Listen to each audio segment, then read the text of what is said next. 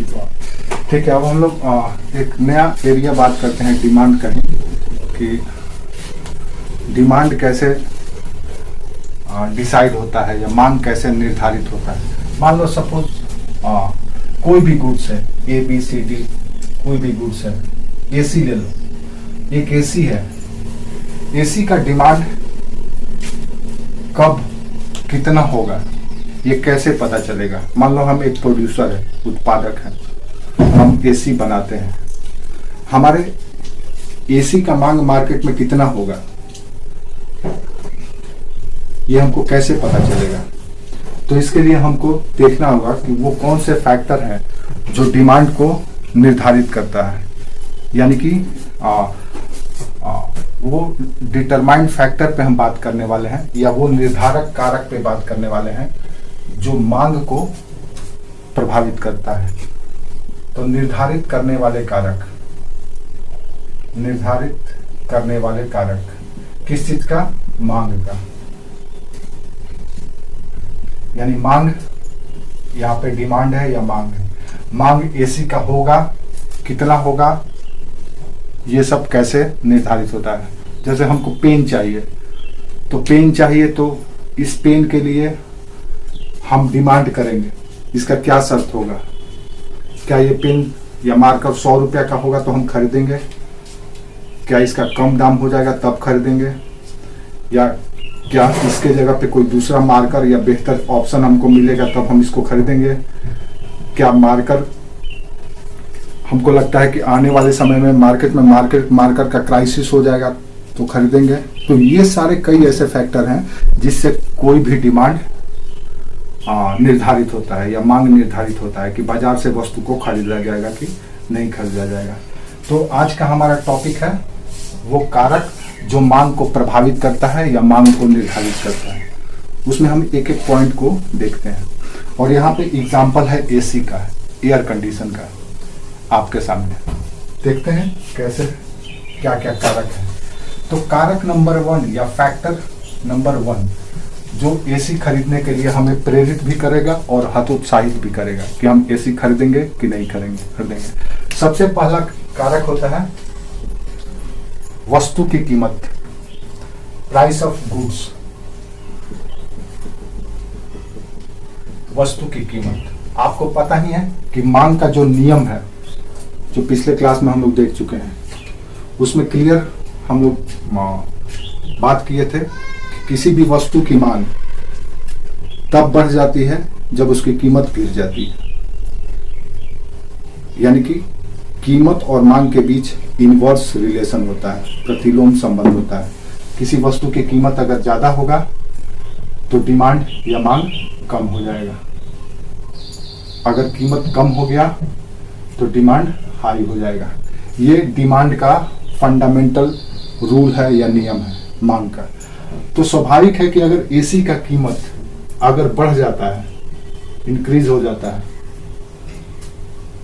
तो कोई भी खरीदार अगर उसके पास पैसा है, उसकी इच्छा है और पैसा खर्च करने के लिए तत्पर भी है, लेकिन जब कीमत बढ़ जाता है तो हो सकता है वो एसी न खरीदे। पिछले क्लास में हम लोग देखे थे कि मांग के लिए 3 मूलभूत तत्व है, मांग का 3 मौलिक तत्व है। क्या क्या है? इच्छा या आवश्यकता पहला होना चाहिए किसी भी वस्तु की मांग के लिए। दूसरा, इस मांग इच्छा को पूरा करने के लिए मुद्रा या धन। और तीसरा, इस धन को खर्च करने की इच्छा या तत्परता, तो खर्च करने की तत्परता, इससे बनता है डिमांड। अब हमारे पास ये तीनों है, इच्छा भी है, मनी भी है और खर्च करने के मेरे अंदर तत्परता भी है। लेकिन यहाँ पे प्राइस हाई हो गया है, तो हो सकता है हम क्या करेंगे, अपने डिसीजन को कुछ दिन के लिए रोक देंगे, नहीं खरीदेंगे। अगर हमें इच्छा है, हमारे पास मुद्रा है और हमें खर्च भी करना है और इसका प्राइस कम हो गया, तो हम क्या करेंगे, फटाफट एसी खरीद लेंगे। समझ में आया? समझ में आया सुप्रिया? हाँ, तो सबसे पहला संबंध है यही कि मांग लिख लो, फटाफट लिखते भी चलना है कि कैसे मांग प्रभावित होता है या मांग कैसे निर्धारित होता है। सबसे पहला कारण है वस्तु की कीमत।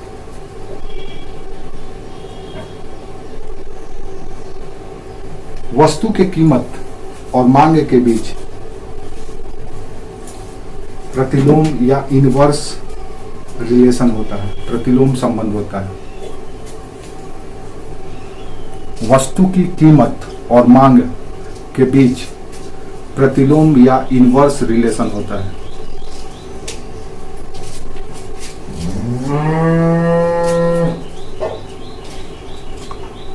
ठीक है, अगर किसी वस्तु की कीमत बढ़ती है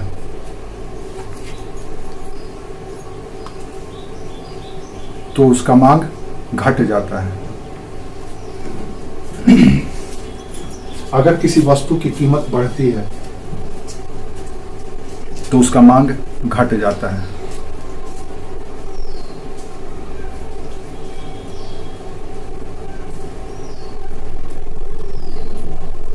और अगर उसका कीमत घटता है तो उसका मांग बढ़ जाता है।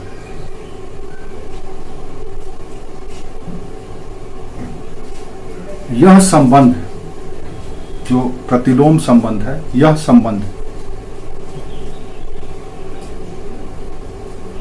अन्य बातों की स्थिर रहने पर लागू होता है। यह संबंध अन्य बातों के स्थिर रहने पर लागू होता है। अन्य बात क्या है? यानी कि ये जो सिचुएशन है मांग और कीमत का, ये अन्य बातों के स्थिर रहने पर लागू होता है। ये कंडीशन है, अन्य बातों के स्थिर रहने पर ही ये लागू होगा। अब ये अन्य बात क्या है, सवाल ये उठता है। तो अन्य बात कई ऐसे कारण हो सकते हैं, जैसे कि मान लो कि आपकी आय अगर कम हो जाए तो ऐसी स्थिति में अगर कीमत घट भी जाएगा तो आप नहीं खरीदेंगे। तो अन्य बातों में याद रखना है उपभोक्ता की आय, यानी कि वो स्थिर रहना चाहिए। खरीदने से पहले जैसे था वो बना हुआ है। ठीक है, तभी ये डिमांड का रूल लागू होगा कि कीमत बढ़ा तो डिमांड घटा, कीमत घटा तो डिमांड बढ़ा। कब होगा? जब उपभोक्ता की आय स्थिर हो। जैसे हमको खरीदना है एसी और हमारा हर मंथ इनकम 1 लाख रुपया है, सपोज एक एग्जांपल से समझ लीजिए। हम कहीं पे जॉब करते हैं, नौकरी करते हैं, गवर्नमेंट सर्वेंट है, हमारी हर मंथ इनकम है, सैलरी है 1 लाख रुपया। अब हमने एसी खरीदने का सोचा कि हम एसी खरीदेंगे। मार्केट में गए तो पता चला कि 1 महीना पहले जो रेट था वो रेट से, जिस रेट पे हम डिसाइड किए थे या सोचे थे कि एसी खरीदेंगे, इस बार गए तो पता चला कि रेट बढ़ गया है और हमारा आय उतना ही बना हुआ है, स्थिर है। तो हम क्या खरीदेंगे? हम थोड़ा सा सोचने लगेंगे, मजबूर हो जाएंगे सोचने पर कि नहीं, इस बार नहीं खरीदेंगे। बाय द वे, दूसरा कंडीशन ये भी हो सकता है कि रेट उतना ही बना हुआ है एसी का और हमारा इनकम, मान लो हम बिजनेस करते हैं या कुछ करते हैं, हमारा उस महीने का इनकम या पिछले 6 महीना से मेरा इनकम कम हो गया है, तो हम जो सोचे थे एसी खरीदने के लिए खरीदेंगे, पता चलेगा कि नहीं। इसीलिए कंडीशन ये है कि ये स्थिर होना चाहिए, तभी ये रूल लागू होगा। कौन सा? इनवर्स रिलेशन, आय और मांग में, तभी वो शर्त लागू होगा कि कीमत अगर बढ़ा, ये ऊपर वाला एरो, तो मांग कम हो जाएगा। कीमत अगर घटा तो मांग बढ़ जाएगा। ये तभी लागू होगा जब उपभोक्ता की आय स्थिर हो। समझ में आया? नेक्स्ट, दूसरा, प्रतिस्थापन एवं सहायक वस्तु की कीमत स्थिर हो।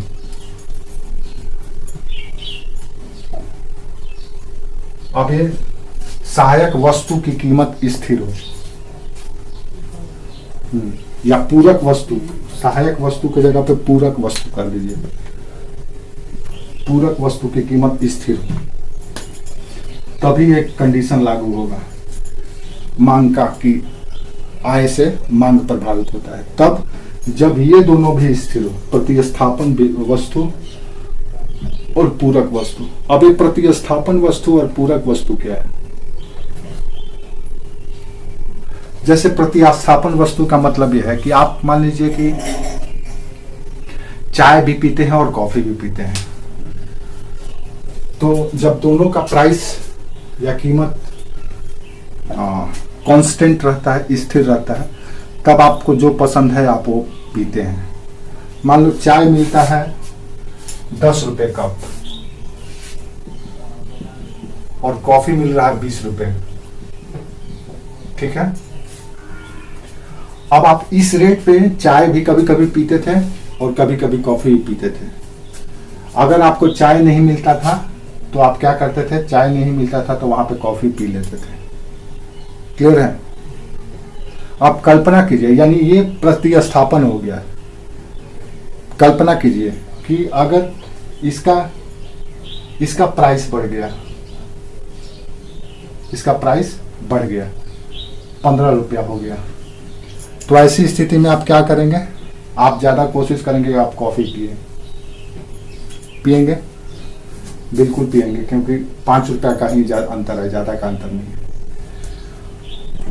अगर बाई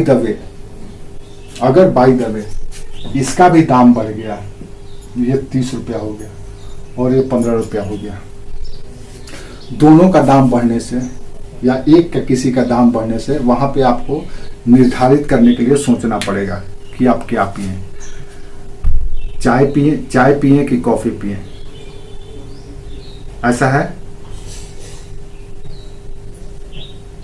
हाँ, यानी कि अगर किसी एक का दाम स्थिर है, अगर इसका दाम स्थिर है और इसका दाम बढ़ गया है तो आप तुरंत इसको पसंद करने लगेंगे। इसका दाम बढ़ गया, इसका दाम स्थिर है, तो आप इसी को पसंद करने लगेंगे। तो प्रतिस्थापक वस्तु का मतलब ये होता है कि वो नहीं है तो उसके बदले ये। जैसे हमारे पास ब्लैक मार्कर है, हम ब्लैक मार्कर से लिखते हैं अधिकतर क्लास में। अब कभी कभी ये नहीं चलता है तो हम क्या करते हैं? रेड मार्कर से लिखने लगते हैं।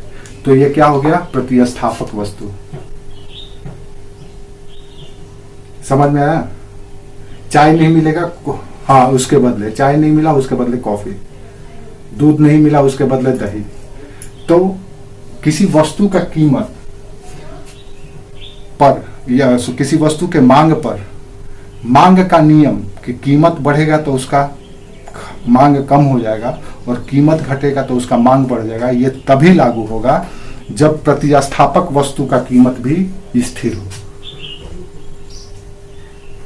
समझ में आया? ऐसा ना हो कि चाय का दाम बढ़ा तो साथ में कॉफी का भी मांग बढ़ गया। तो ऐसी स्थिति में हमारा क्या होगा? मांग बढ़ेगा नहीं, कम हो जाएगा या फिर वैसे ही बना रहेगा। तो इसके लिए हमको प्रतिस्थापक वस्तु लिख लीजिए। हाँ, इसके अनुसार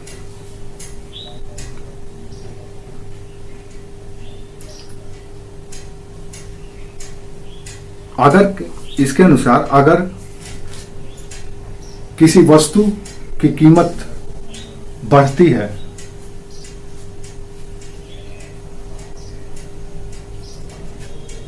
और उसके स्थान पर किसी प्रतिस्थापक वस्तु की कीमत स्थिर रहती है,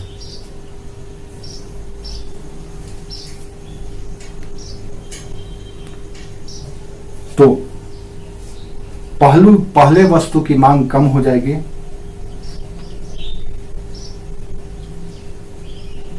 मांग बढ़ती है।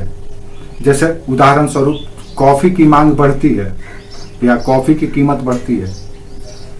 प्रतिस्थापक वस्तु में कॉफी मान लिए, चाय के जगह पे कॉफी। तो अगर प्रतिस्थापक वस्तु की कीमत बढ़ती है अर्थात कॉफी की कीमत बढ़ती है,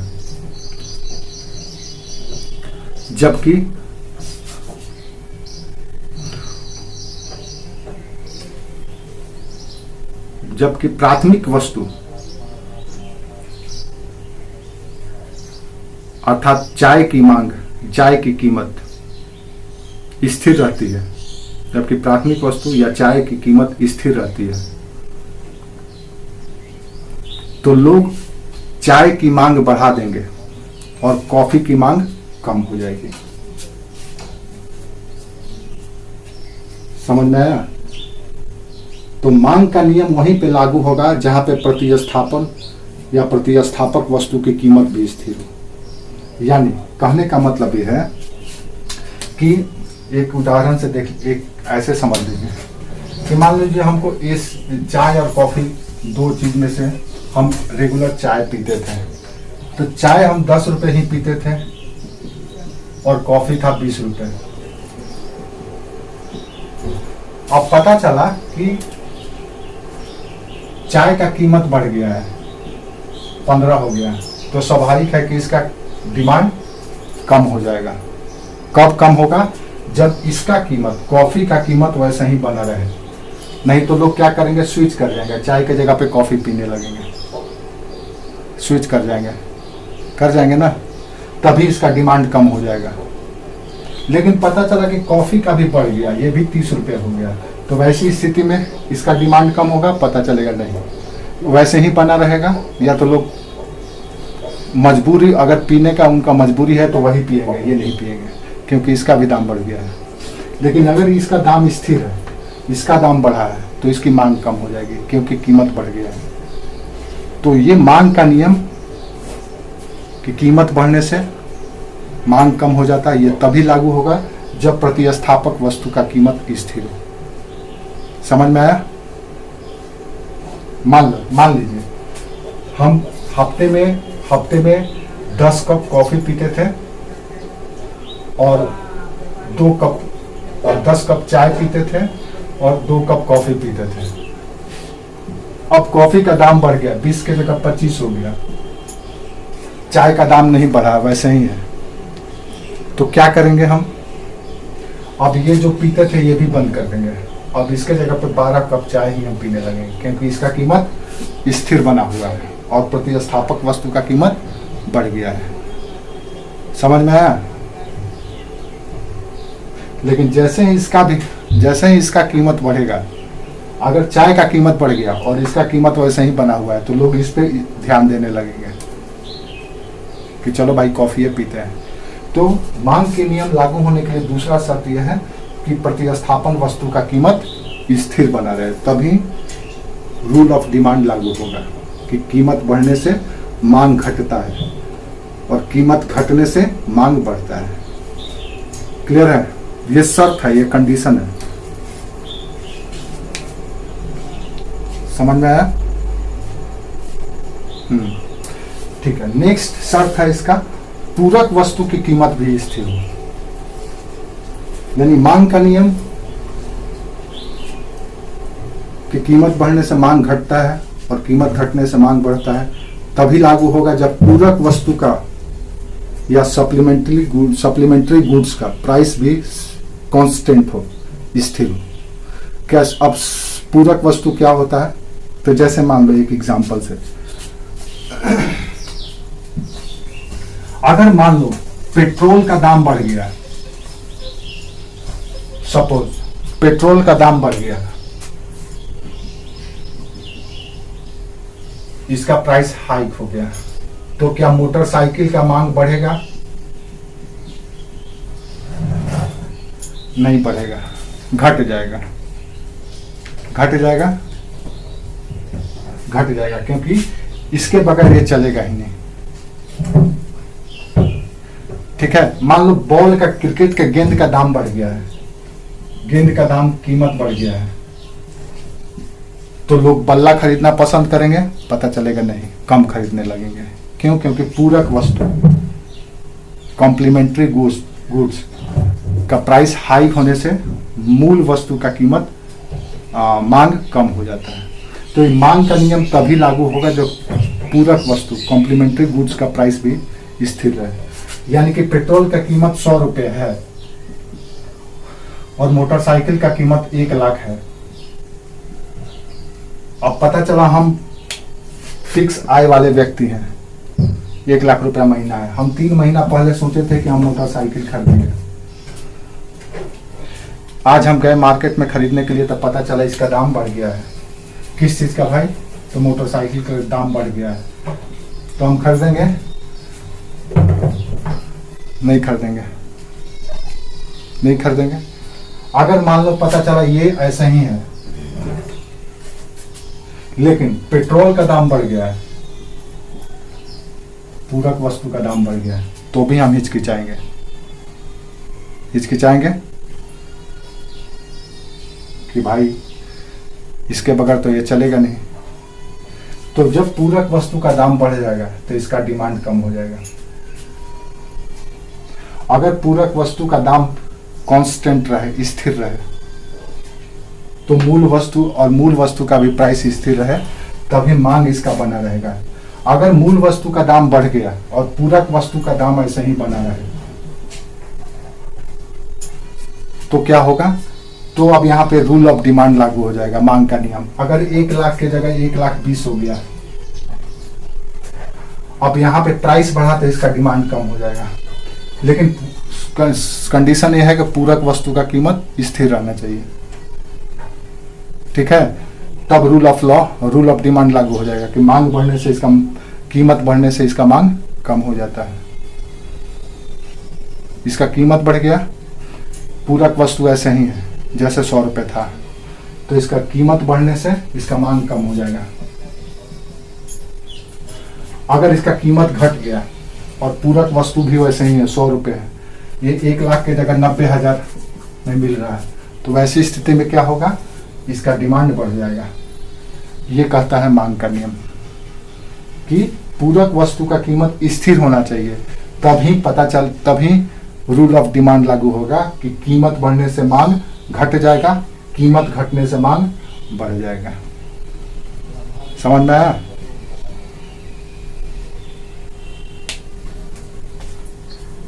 समझ में आया है सुप्रिया?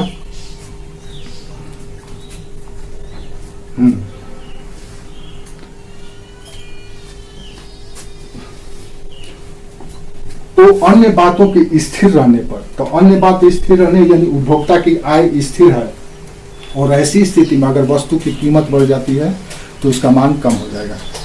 अगर उपभोक्ता की आय स्थिर है और वस्तु का कीमत घट गया तो उसका मांग बढ़ जाएगा। प्रतिस्थापन वस्तु का कीमत स्थिर रहना चाहिए, यानी अगर उपभोक्ता की आय स्थिर है और प्रतिस्थापक वस्तु का कीमत भी स्थिर है, और वैसी स्थिति में मौलिक वस्तु का कीमत अगर बढ़ जाता है तो डिमांड कम हो जाएगा। अगर प्रतिस्थापक वस्तु का कीमत स्थिर है और मूल मौलिक वस्तु या खरीदे जाने वाली वस्तु की कीमत कम हो जाती है, तो वैसी स्थिति में क्या होगा? डिमांड हाई हो जाएगा। पूरक वस्तु का कीमत अगर स्थिर है और खरीदने वाली वस्तु का कीमत बढ़ गया है, तो वैसी स्थिति में डिमांड कम हो जाएगा। अगर पूरक वस्तु का कीमत स्थिर है और मौलिक वस्तु का कीमत कम हो गया है, तो वैसी स्थिति में डिमांड बढ़ जाएगा। ठीक है? समझ में आया? हाँ। अब मान लो सीमेंट का भाव बढ़ गया है, ईंट और सीमेंट पूरक वस्तु है ना? सिर्फ ईंट लेकर के क्या करेंगे अगर सीमेंट नहीं होगा तो? कैसे जुड़ाई करेंगे? और सिर्फ सीमेंट लेकर के क्या करेंगे अगर ईंट नहीं होगा तो? अगर इसमें से किसी एक का कीमत बढ़ जाएगा तो दूसरे का भी कीमत, मांग पर प्रभाव पड़ जाएगा, उसका भी मांग नहीं होगा। होगा? नहीं होगा। यानी एक के कीमत बढ़ने से दूसरे पर भी असर हो जाता है, और अगर एक का कीमत स्थिर है तो दूसरे का भी मांग बना रहेगा। पूरक वस्तु का मतलब एक दूसरे का, लिख लो। वस्तुएं एक दूसरे के पूरक हो सकती है, जैसे टेनिस का बल्ला और टेनिस की गेंद, ईंट और सीमेंट, मोटर वाहन और पेट्रोल,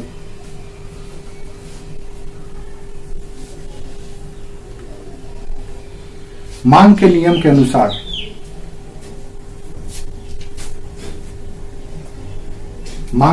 अनुसार ब्रैकेट में लिख लीजिए, कीमत बढ़ने से मांग घटता है। और कीमत घटने से मांग बढ़ता है। यह रूल ऑफ डिमांड है कि मांग के नियम के अनुसार यदि टेनिस की गेंद की कीमत बढ़ती है या पेट्रोल की कीमत बढ़ती है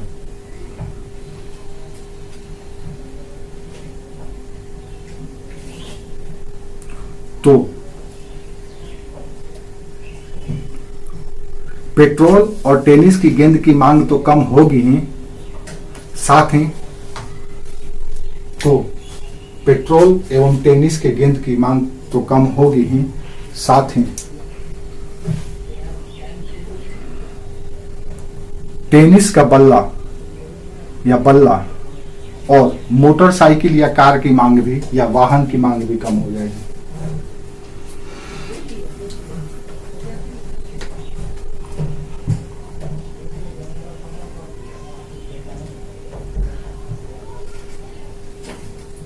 हो गया?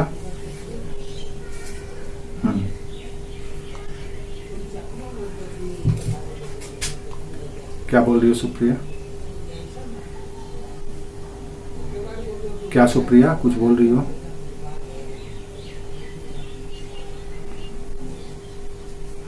उसकी मांग कम हो जाएगी। जैसे हमने दो एग्जांपल दिया कि मान लो टेनिस का गेंद है, टेनिस का गेंद है अगर, या गेंद है क्रिकेट का गेंद है, गेंद का कीमत बढ़ गया, गेंद का कीमत बढ़ गया, तो गेंद का कीमत बढ़ गया तो इसका डिमांड कम हो जाएगा, और गेंद के कीमत के बढ़ने से बल्ला का भी मांग कम हो जाएगा।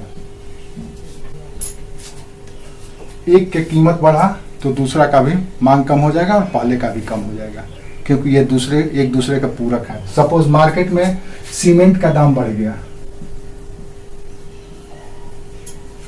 तो सीमेंट का मांग कम हो जाएगा, साथ ही सीमेंट के साथ ईंट भी चाहिए है तो ईंट का भी मांग कम हो जाएगा एक के दाम बढ़ने से।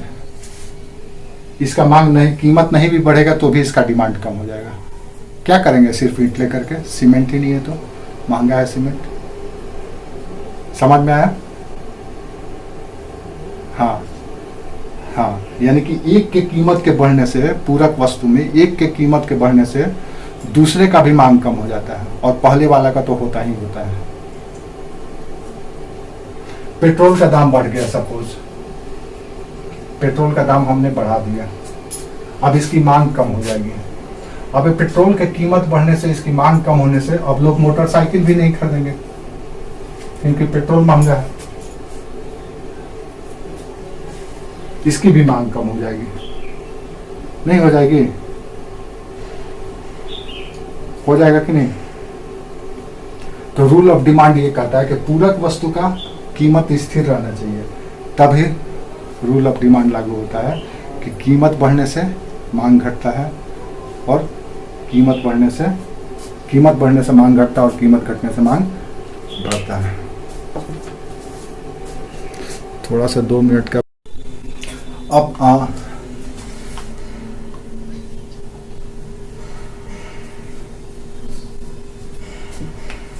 अब एक और कंडीशन है कि रूल ऑफ डिमांड वहीं पे लागू होगा जब उपभोक्ता को ये लगे कि भविष्य में किसी वस्तु की कीमत की प्रत्याशा, एक्सपेक्टेंसी है कि हो सकता है उसका कीमत घट जाए या बढ़ जाए, तो ऐसी स्थिति में भी मांग प्रभावित होता है।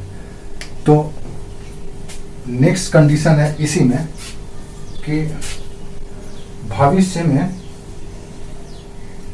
कीमत की प्रत्याशा माने एक्सपेक्टेंसी। उसको लगता है कंज्यूमर को कि हम जो एसी खरीदने वाले हैं आने वाले समय में इसका दाम घट जाएगा, तो क्या करेगा? अभी वो मांग नहीं करेगा, रोक देगा ताकि कीमत कम हो जाए, तब हम खरीदें। या उसको ऐसा लगता है कि आने वाले समय में इसका कीमत बढ़ जाएगा, तो क्या करेगा? अभी ही खरीद लेगा वो। तो मांग प्रभावित होता है भविष्य की प्रत्याशा से भी। और मांग का नियम कहां पे लागू होगा? जब ये स्थिर हो, उसको लग रहा है कि आने वाले समय में भी जो भाव है ऐसा ही बना रहेगा, तो मांग का लॉ लागू हो जाएगा। मांग का नियम क्या है कि भाई कीमत बढ़ा तो मांग कम, कीमत घटा तो मांग ज्यादा, ये रूल ऑफ डिमांड है। तो भविष्य की प्रत्याशा अगर स्थिर दिखता है कि ऐसा कुछ भी नहीं होने वाला है और वस्तु का कीमत अगर बढ़ गया तो मांग घट जाएगा। अगर भविष्य की प्रत्याशा स्थिर है, उसको लगता है सही है और कीमत घट गया तो इसका मांग बढ़ जाएगा।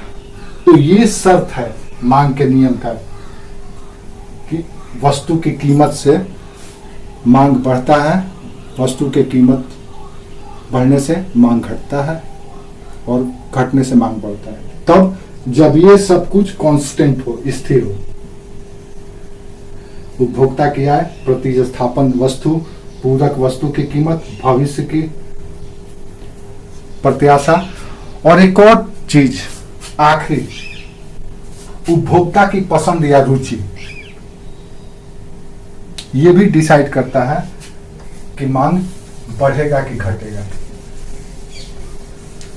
तो अन्य कारक में उपभोक्ता की आय, उपभोक्ता का पसंद, उपभोक्ता की पसंद एवं रुचि, यानी ये परिवर्तित होते रहता है।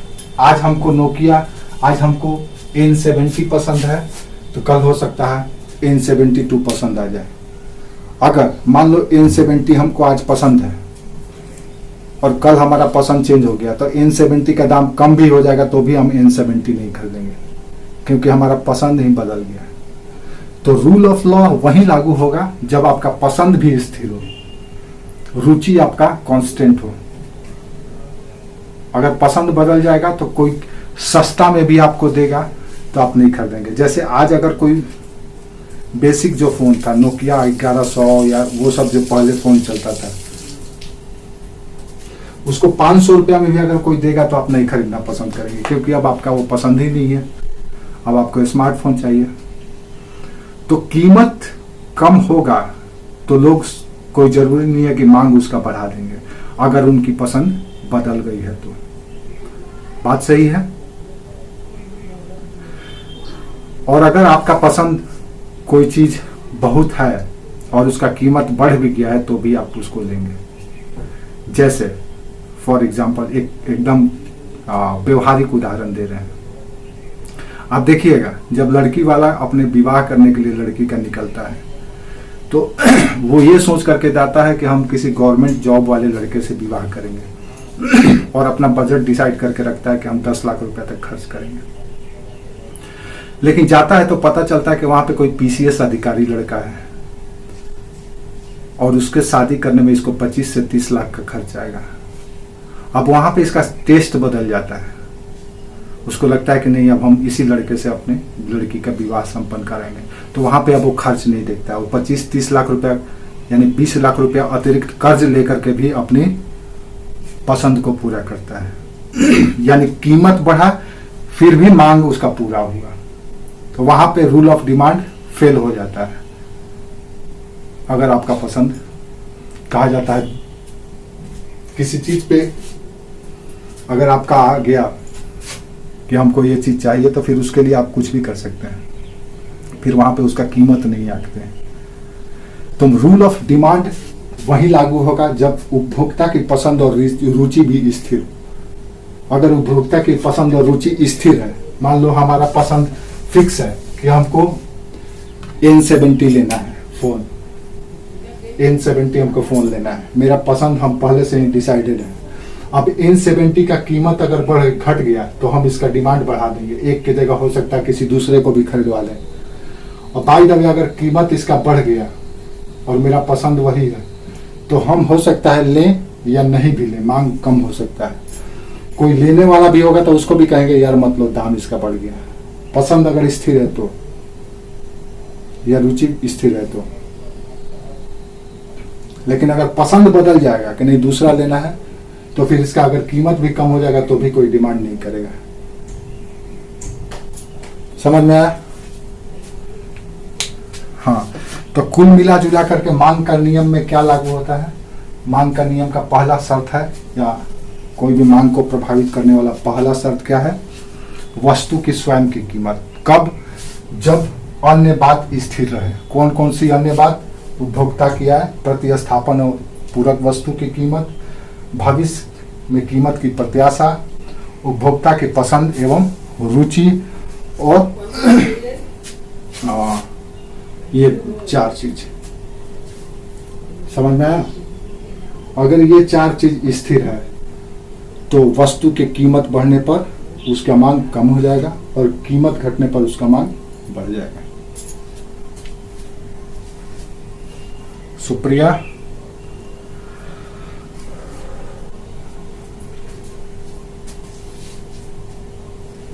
सुप्रिया,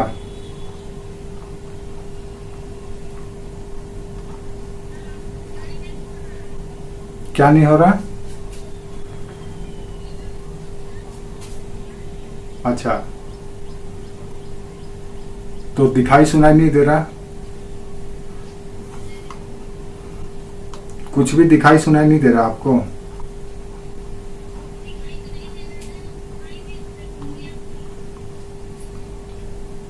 तो फिर से लॉगिन करो, काट करके बाहर निकलो, फिर से लॉगिन करो। हाँ, फिर से करो।